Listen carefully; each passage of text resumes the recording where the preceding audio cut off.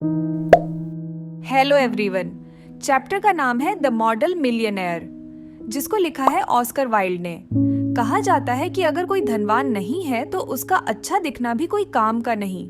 Romance है अमीर की विशेषाधिकार, बेरोजगारों का पेशा नहीं। गरीब लोगों को प्रैक्टिकल होना पड़ता है, न कि सपनों की दुनिया में रहना होता है। तो ये आज की जिंदगी के कुछ सच है जो कि हमारी कहानी के कैरेक्टर हुई ने कभी रियलाइज नहीं करे। ये कहानी है ह्यूगी अर्स्किन की, जो एक हैंडसम, चार्मिंग और दिलदार नौजवान आदमी था।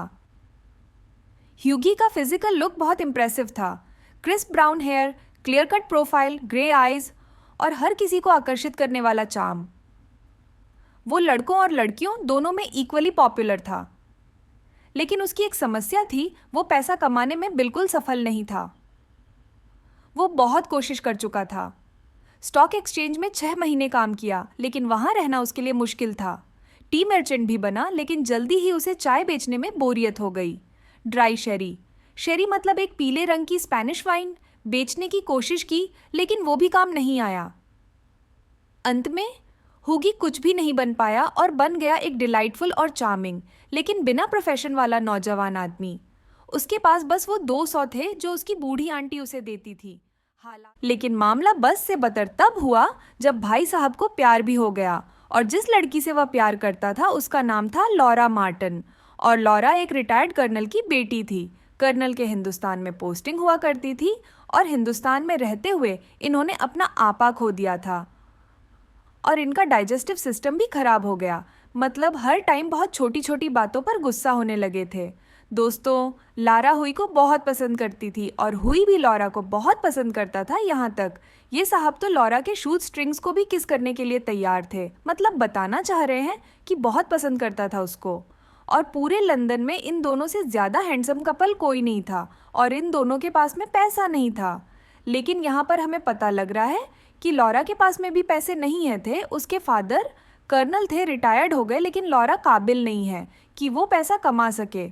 तो हालांकि कर्नल भी हुई को बहुत पसंद करता था, तो कर्नल हुई से कहता है कि बेटा, तुम मेरे पास में तब आना जब तुम्हारे पास में खुद के 10,000 पाउंड हो। उसके बाद में हम तुम्हारी शादी वादी के बारे में सोचेंगे। पहले 10,000 पाउंड कमा कर लाओ। अब बेरोजगार इंसान को कोई भी अपनी बेटी देना पसंद नहीं करेगा, चाहे फिर वो कितना हैंडसम क्यों ना हो या दुनिया भर की खूबी उसमें क्यों ना हो। अब हुई ये बातें सुनकर बड़ा परेशान हो जाता है, और अपने मन को शांत करने के लिए वह लॉरा के पास में जाया करता था। दोस्तों, एक सुबह की बात है। हुई हॉलैंड पार्क में जा रहा होता है। हॉलैंड पार्क में उसकी लॉरा मार्टन और उसकी फैमिली रहती है। और मैं आपको बताऊं कि हुई का एक बहुत अच्छा दोस्त है, एलन ट्रेवर। बहुत अच्छे पेंटर है और आर्टिस्ट भी है। हुई जा रहा होता है तो वह सोचता है कि क्यों ना अपने दोस्त एलन ट्रेवर से भी मिलता चलूं। एलन की दाढ़ी पर लाल रंग कर रखा था, बाल छोटे बड़े थे, उबड़ खाबड़ थे, जैसा आपने देखा ही होगा। आर्टिस्ट लोगों को ये लोग इसी तरह से दिखाई देते हैं। लेकिन जब एलन के हाथ में ब्रश पकड़ता था ना, तो ये एक रियल मास्टर बन जाता था। मतलब बहुत गजब का पेंटर था, बहुत बढ़िया था, और उसकी बनाई तस्वीरें की बहुत डिमांड भी थी। एलन जब पहली बार हुई से मिला था तो पहली बार में ही वो हुई से बहुत ज़्यादा अट्रैक्ट हो गया था। हुई की पर्सनल चार्म की वजह से ऐसा हुआ था। एलन स्टार्टिंग में दोस्ती इसी वजह से कारी थी क्योंकि हुई बहुत ही खूबसूरत था। लेकिन जब इनकी दोस्ती गहरी हुई, एलन को पता लगा कि हुई कितना ज़्यादा ऑप्टिमिस्टिक है। ऑप्टिमिस्टिक मतलब पॉजिटिव। देखो, माना हुई एक नाकाम इंसान है, उसका बिजनेस नहीं चला, लेकिन ये ऑप्टिमिस्टिक है, पॉजिटिव है, इसमें जोश है कुछ करने का। इसके अलावा हुई दयालु भी बहुत है और डेयरिंग भी है। फैसला लेने से घबराता नहीं है, कोई नई चीज़ शुरू करने से घबराता नहीं है। इसी वजह से वो बहुत अच्छे दोस्त बन गए। परमानेंट एंट्री दे दी अपने स्टूडियो में आने की। एलन ने कहा कि ये मेरा स्टूडियो है, तुम जब आना चाहे आ सकते हो। अब हुई अंदर जाता है स्टूडियो में, और वो देखता है कि वहाँ पर एलन पेंटिंग कर रहा है, और उसका मॉडल एक भिखारी है, लास्ट स्क्रैचेस दे रहा होता है, कंप्लीट कर रहा होता है वो पेंटिंग को, और उसका जो मॉडल है वो भिखारी है। और मैं आपको बताऊं, वो पेंटिंग लाइफ साइज है। लाइफ साइज का मतलब है कि जितनी हाइट भिखारी की है ना, बिल्कुल इस हाइट की वह पेंटिंग भी बना रहा है। भिखारी के चेहरे पर झुर्रियाँ थी और वो एक बूढ़ा इंसान था, और उसके चेहरे पर दया वाले एक्सप्रेशंस थे। मतलब उसके चेहरे को देखकर तरस आ रहा था। भिखारी ने छड़ी के सहारे पर खड़ा हुआ था और दूसरे हाथ में उसने एक फटी पुरानी हैट पकड़ रखी थी, आगे भीख मांगने के लिए। हुई एलन से हाथ मिलाते हुए कहता है कि कितना अमेजिंग मॉडल है। एलन ने कहा, मॉडल? इस तरह के भिखारी हर रोज नहीं मिलते, कभी कभी देखने को मिलते हैं। और वह कहता है कि वेलास्केज क्या बेहतरीन पेंटिंग बनाते यार। वेलास्केज एक बहुत ही बेहतरीन पेंटर थे और एलन को भी बहुत पसंद है। तो कहता है कि अगर वेलास्केज जिंदा होते तो इस भिखारी की कितने खूबसूरत पेंटिंग बनाते। अब हुई के दिल में दया आने लगी, बड़े दयालु इंसान है। कहता है कि बेचारा गरीब बूढ़ा इंसान कितना दुखी लग रहा है बेचारा, लेकिन तुम पेंटर्स को तो ऐसी एक्सप्रेशंस की तलाश रहती है। मतलब बंदा चाहे कितनी ही बुरी हालात में क्यों ना हो, कितना दुखी क्यों ना हो, लेकिन तुम आर्टिस्ट लोगों को तो ऐसे ही दुख भरे एक्सप्रेशंस में वैल्यू दिखाई देती है। तुम्हें तो ऐसे ही एक्सप्रेशंस चाहिए होते हैं। तुम आर्टिस्ट लोग इस तरह के एक्सप्रेशंस की तलाश में रहते हो। हुई अपने दोस्त से पूछता है, अच्छा मुझे बताओ यार, कितना पैसा देते हो तुम एक मॉडल को यहाँ पर बैठने का? 1 घंटे का 1 शिलिंग। शिलिंग दोस्तों करेंसी हुआ करती थी पुराने ज़माने में। अब ये बताओ कि तुम्हें कितना पैसा मिलेगा? एलन कहता है 2000 गिनीज। पुराने ज़माने में पेंटर्स, पोएट्स, फिजिशियन की पेमेंट की हमेशा गिनीज में होती थी। हुई ने हंसते हुए कहा, ताकि एलन ऑफेंड ना हो जाए। वो मॉडल भी तुम जितनी ही मेहनत करता है तो उसे भी ज़्यादा मिलना चाहिए। एलन फिर भी ऑफेंड हो गया। उसने कहा, बकवास बकवास, देखो तो ज़रा कितनी मेहनत से पूरे दिन खड़े होकर अकेले पेंटिंग बनानी पड़ती है। चलो छोड़ो, अब तुम बोलना मत, मैं बहुत ज़्यादा बिजी हूँ, बोलना मत। तुम एक काम करो, अपनी सिगरेट पियो और चुप रहो। दोस्तों थोड़ी देर बाद वहाँ पर एक नौकर आता है और एलन से कहता है कि एक फ्रेम मेकर आपसे मिलना चाहते हैं। एलन बोला, हुई तुम यहीं पर रहना, भागना मत, मैं यूं गया और यूं आया। दोस्तों अब भिखारी के पीछे ने एक लकड़ी की बेंच होती है, तो वह उस बेंच पर जाकर आराम करता है। भिखारी बहुत ही रोगी, बहुत ही लाचार लग रहा था और हुई को बहुत तरस आ रहा था उसके ऊपर, लेकिन वो कर भी क्या सकता था, क्योंकि हुई तो खुद बहुत परेशान है। उसके पास में खुद पैसे नहीं है, भला मदद करें तो करें कैसे? लेकिन फिर भी उसने अपनी जेब को टटोला। उसकी जेब में एक सावरेन था और कुछ कॉर्प्स थे। सावरेन भी गोल्ड कॉइन होता है, उसकी वैल्यू ज़्यादा होती है कॉपर से, ऑब्वियसली। तो हुई अपने आप से बातें कर रहा होता है, बेचारा बूढ़ा इंसान। मुझे लगता है कि सावरेन की इसको मुझसे भी ज़्यादा ज़रूरत है। हाँ, लेकिन अगर यह दे दिया तो फिर 2 हफ्तों तक टांगे में नहीं बैठ पाऊंगा, मतलब घोड़ा गाड़ी। तो 2 हफ्तों तक मुझे पैदल जाना पड़ेगा। अगर ये सावरेन मैंने इसको दे दिया, चलो कोई नहीं यार। हुई भिखारी के पास में गया और सोने का सिक्का सिरका दिया। उसकी हथेली पर भिखारी के झुर्री वाले होठों पर मुस्कुराहट आ गई और उसने हुई को थैंक यू सर बोला। दोस्तों इसके बाद एलन वहां पर वापस गया और हुई वहां से जाने लगा। इसके बाद हुई ने अपना पूरा दिन लॉरा के साथ में बिताया। लॉरा ने हुई को समझाया कि तुम क्यों इतना फिजूल खर्चा करते हो, क्या ज़रूरत थी भिखारी को सावरेन देने की। लेकिन हुई का दिल खुश था, क्योंकि उसने कितना अच्छा कम किया है, उसको खुशी हो रही थी। और रात में वो पैदल घर वापस गया था। जब अपने घर पर वापस गया, रात को लगभग 11 बजे के करीब हुई बिल्कुल रिलैक्स होके पैलेट क्लब में गया। पैलेट क्लब में उसने देखा एलन स्मोकिंग रूम में अकेला बैठा हुआ था और हॉक और सेल्सियस ड्रिंक पी रहा था। हुई ने एलन से पूछा कि तुम्हारी पिक्चर सही तरह से तैयार हो गई, पूरी हो गई? हाँ दोस्त, तैयार भी हो गई और फ्रेम भी हो गई। खैर वो जो बूढ़ा मॉडल था ना, वो तुमसे बहुत अट्रैक्ट हो गया यार, इतना कि मुझे सब कुछ बताना पड़ा तुम्हारे बारे में। तुम कौन हो, कहाँ रहते हो, तुम्हारी इनकम क्या है और तुम्हारे फ्यूचर के क्या प्लान है, सब कुछ बताना पड़ा। मेरे दोस्त एलन, तुमने सब कुछ बता दिया। मुझे तो ऐसा लगता है कि आज मैं जब घर पे पहुंचूंगा ना, तो वो भिखारी मेरे घर के बाहर खड़ा हुआ होगा। हाँ, जाहिर है बेचारा बूढ़ा गरीब, काश मैं उसके लिए कुछ कर पाता। बहुत ही लाचार व्यवस्था थी उसकी। मेरे पास घर में ना एक कपड़ों का ढेर है। क्या तुम्हें लगता है कि वो भिखारी उन कपड़ों को एक्सेप्ट करेगा? उसके फटे पुराने कपड़ों के तो चिट्ठे उड़े हुए थे। एलन बोला, लेकिन यार वह तो गजब लग रहा था पुराने फटे कपड़ों में। मैं तो किसी भिखारी को फॉर्मल कोट में पेंट करना पसंद नहीं करूँगा। भिखारी था, ठीक लग रहे थे वह कपड़े उनके ऊपर। और जो तुम फटे पुराने कपड़े गा रहे हो ना, वो मेरे लिए खूबसूरती है। इसमें तो रोमांस है, इसमें तो अट्रैक्टिवनेस है। हुई बोला, सीरियसली यार, तुम पेंटर लोग पत्थर दिल होते हो, दिल तो है ही नहीं तुम्हारे अंदर। दोस्त, एक आर्टिस्ट दिल से नहीं दिमाग से काम लेता है, और हमारा काम है दुनिया को वैसे दिखाना जैसे दुनिया है। चलो मुझे अब यह बताओ लॉरा, कैसी है? वो बूढ़ा मॉडल बहुत इंटरेस्टेड था लॉरा में। यह मत कहना कि लॉरा के बारे में तुमने उस बूढ़े आदमी को सब कुछ बता दिया। एलन ने कहा, हाँ मैंने बता दिया लॉरा के बारे में, अब वह सब कुछ जानता है।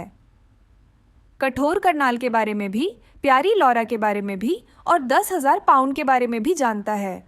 हुई ने दुखी होकर कहा, सब बता दिया उसको तुमने, उसे बूढ़े भिखारी को मेरे प्राइवेट अफेयर्स के बारे में बता दिया। एलन ने बताया, मेरे प्यार दोस्त, जिसे तुम बड़ा भिखारी बोलते हो ना, वह यूरोप के सबसे रईस लोगों में से एक है। वह चाहे तो कल पूरे लंदन को खरीद सकता है और उसके बैंक बैलेंस पर कोई खास फर्क भी नहीं पड़ेगा। और हर कैपिटल में उसका एक घर है और सोनी की प्लेट में वो खाना खाता है, और जब वह चाहे तब रसिया को वॉर में जाने से रोक सकता है। मतलब इतना ज्यादा दबदबा है उसका दुनिया पर, इतना इन्फ्लुएंस है। अब ये बात सुन के हुई बहुत हैरान हो गया और बोला, क्या? तुम्हारे ये कहने का क्या मतलब है? एलन ने कहा, मैं ये कहना चाह रहा हूँ कि जिस बूढ़े को तुमने देखा था ना मेरे स्टूडियो में, वह बैरन हॉसबर्ग था। और बैरन हॉसबर्ग मेरा बहुत अच्छा दोस्त है। वह मेरी सारी पिक्चर्स को खरीदता है और भी बहुत सी चीज़ें खरीदता है मुझसे। बैरन ने मुझे 1 महीने पहले ही कमीशन दे दिया था अपने इस भिखारी पेंट करवाने का। वह चाहता था कि मैं उसके भिखारी बनने की पेंटिंग करूं। और क्या गजब लग रहा था यार वो पुराने कपड़ों में। बल्कि मुझे ये कहना चाहिए कि मेरे पुराने कपड़ों में अच्छा लग रहा था। दरअसल जो सूट उसने पहन रखा था ना, फटा पुराना चिथड़े उड़े हुए वो सूट मुझे स्पेन से मिला था। स्पेन से लेकर आया था वो सूट मैं। हुई ने चौंक कर कहा, भाई साहब, मैंने उसे एक सोवरन दे दिया। और इतना कह के हुई कुर्सी पर से गिर गया, कुर्सी पर गिर के बैठ गया। एलन बोला, क्या तुमने एक सोवरन दिया था मेरे दोस्त? अब वो सोवरन कभी नहीं मिलेगा। हुई बोला, यार तुम मुझे पहले बता देते तो इस तरह से मेरा बेवकूफ़ नहीं बनता। एलन ने कहा, हुई मैंने ऐसा सोचा ही नहीं था कि तुम इस तरह से जाके भीख दोगे लापरवाही से। मैंने कुछ इस तरह का एक्सपेक्ट ही नहीं किया था। कमाल करते हो यार तुम भी। वैसे आज मैं किसी के लिए अवेलेबल नहीं था, घर में किसी को नहीं आना था घर में मेरे पास में। अब तुम वहाँ पर आए तो मैंने सोचा पता नहीं हॉसबर्ग को कैसा लगेगा, उसे अच्छा लगेगा या नहीं लगेगा। अपना नाम बताना, क्या पता वो आइडेंटिटी छुपाना चाहता हो, उसे अच्छा ना लगता। अगर मैं उसकी आइडेंटिटी तुम्हें बता देता, उन्होंने प्रॉपर कपड़े नहीं पहन रखे थे ना, तो मुझे नहीं पता कि हॉसबर्ग किस तरह से रिएक्ट करते। इसी वजह से मैंने कुछ नहीं बताया, उनका नाम नहीं बताया मैंने तुम्हें। हुई बोला, वह सोच रहा होगा कि मैं कितना डफर, कितना बेवकूफ़ हूँ। अरे नहीं यार, वह तो बहुत खुश हो रहा था तुम्हारे बारे में जान के। वह अपने हाथों को रगड़ रहा था, धीमा धीमा मुस्कुरा रहा था। ये सब बातें बता रही थी कि तुमसे मिलके उसे कितना अच्छा लगा और वह कितना खुश और एक्साइटेड था। उस टाइम तो मुझे समझ में नहीं आ रहा था कि वह क्यों इतना ज़्यादा इंटरेस्टेड था, तुम में क्यों जानना चाहता था तुम्हारे बारे में। ये बात मुझे समझ में नहीं आ रही थी, लेकिन हाँ अब मुझे समझ में आ गया। वो तुम्हारे दिए गए सोवरन को इन्वेस्ट करेगा तुम्हारे लिए, और फिर उस इन्वेस्ट किए गए सोवरन पर जो इंटरेस्ट बनेगा ना, वह तुम्हें मिलेगा हर 6 महीने में। और तुम्हारी ये कहानी इतनी मज़ेदार है, इतनी दिलचस्प है कि बैरन डिनर करने के बाद गप्पे लड़ाते हुए तुम्हारी कहानी सुनाएगा सभी को। हुई परेशान होकर बोला, कितना बदनसीब शैतान हूँ मैं यार। अब बेहतर यही होगा कि मैं घर जाऊँ, बेड पर आराम करूँ अपना घर जाके। और मेरे प्यारे दोस्त एलन, ये बात किसी को मत बताना। अगर ये बात लोगों को पता लग गई ना, तो मैं किसी को मुंह दिखाने लायक नहीं रहूँगा। बकवास। तुमने जो काम किया है वह यह बताता है कि तुम कितने ज़्यादा दयालु हो। तुम्हारे पास में एक ही तो सोवरन था। लेकिन दोस्तों, एलन के रोकने पर भी हुई नहीं रुका वहाँ पे। वह चला गया अपने घर। वह बहुत ही उदास था बेचारा, और दूसरी तरफ एलन का हंसते हंसते पेट में दर्द हो रहा था। हुई अगली सुबह ब्रेकफास्ट करने के लिए बैठा हुआ था, तभी वहाँ पर एक सर्वेंट आता है और सर्वेंट हुई को विजिटर कार्ड लाके देता है। कार्ड के ऊपर तो कहने का मतलब ये है कि बैरन हॉसबर्ग के बिहाव पर मोनस ग्रेविनर्डिन नाम का एक इंसान आया है और वह हुई से मिलने के लिए आया है। वहाँ पे हुई अपने मन ही मन कहता है, कि मुझे लगता है कि ये यहाँ पर मुझसे माफी मंगवाने के लिए आया है। इसके बाद हुई ने अपने नौकर से कहा कि जाओ विजिटर को लेकर आओ मेरे पास। दोस्तों, एक ओल्ड जेंटलमैन आते हैं। वहाँ पे उन्होंने गोल्डन चश्मा पहन रखा था और उनके बाल ग्रे थे और उन्होंने हल्के से फ्रेंच एसेंट में कहा, क्या मैं मिस्टर अर्स्किन से बात कर रहा हूँ? हुई उनके सामने हल्का सा झुक गया। हल्का सा झुक के उसने रिस्पेक्ट दी उन्हें। मुझे यहाँ पर बैरन हॉर्सबर्ग ने भेजा है। हुई ने घबराते हुए कहा, वो सर मैं माफी मांगता हूँ। सर, मैं माफी चाहता हूँ, आप बैरन से कहिए मुझे माफ कर दें। ओल्ड मैन ने कहा, मुझे बैरन ने लेटर देके भेजा है आप तक पहुँचाने के लिए। और फिर उन्होंने हुई को एक सील्ड एनवेल्प दे दिया। उस एनवेल्प के बाहर लिखा हुआ था, a wedding present to Hughie Erskine and Laura Merton from an old beggar. और जब उसने एनवेल्प को खोल के देखा तो उसमें 10,000 पाउंड्स का एक चेक था। और फाइनली लॉरा और हुई की शादी हो गई और शादी में एलन बेस्टमैन था। बेस्टमैन वो होता है जो दूल्हे के साथ में रहता है, हर टाइम उसकी मदद करता है। बैरन हॉर्सबर्ग ने खुद इनकी शादी में स्पीच दी। और आखिर में एलन कहता है, जिनके पास में पैसा होता है मिलियनेयर होते हैं। ऐसे लोग बहुत कम ही होते हैं, लेकिन जो लोग मिलियनेयर भी होते हैं, पैसा भी होता है उनके पास में और दयालु भी होते हैं साथ साथ, ऐसे लोग तो और भी ज्यादा कम होते हैं। तो एलन का कहने का मतलब ये है कि आप अमीर तो हैं ही, जो कि बहुत कम लोग होते हैं, लेकिन अमीर होने के साथ साथ में आप दयालु भी हैं, और जो दयालु भी होता है और अमीर भी होता है, ऐसे लोग तो बहुत ही कम होते हैं। और इसी के साथ में हमारी कहानी खत्म होती है।